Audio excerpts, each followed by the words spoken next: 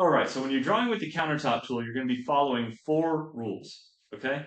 These four rules are pretty simple, but I want to cover them and I want to kind of talk about it on an empty top here or an empty cabinet setup so that way we can kind of get through it. So the first rule is you're going to go clockwise around your cabinetry, like so.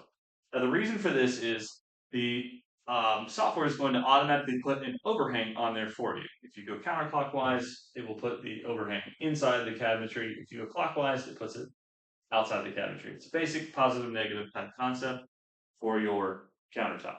So you want to go clockwise around your cabinetry. The second rule is you're going to need 2 points for a finished edge. So if there is an overhang here, you're going to need just two, one at the beginning and one at the end. Within that same rule, you're going to be doing three or more on a wall, and that's how it's going to know to scribe or create a wall and not put an overhang there. So, second rule, putting it simply, 2 points for an overhang and three or more for a wall. You can do as many as you need. If you need 50 on the wall, go ahead. You can do that. The third rule is the one that kind of gets a little confusing sometimes.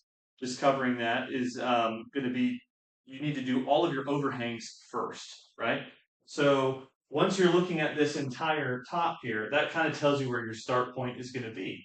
So if I know I need to go clockwise and I need to do 2 points for each finished edge and three or more for a wall, and I know I need to do my finished edges first, this would be my start location. This would allow me to hit every edge. I could hit two on each, and then the last would be three or more on the wall, three or more on the wall.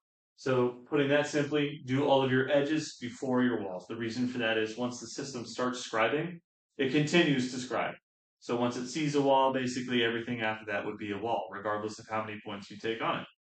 So the fourth rule is kind of a cover yourself rule, if you will, so you don't accidentally make a mistake, and it's really stay out of the corners, right? So if you're in a situation where you have your first point here and your second point here, and you do not stay out of the corner, you could end up accidentally making 3 points in a row, making this a scribe or a wall, and then everything after that would continue to be a wall, which is incorrect.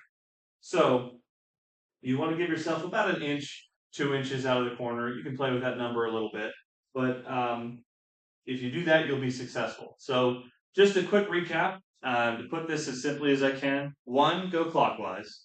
Two, 2 points for an overhang, three or more for a wall. And then three, do all your overhangs first, walls last. And four is stay out of the corners. You do those four things, and you're going to end up with a top that's almost done.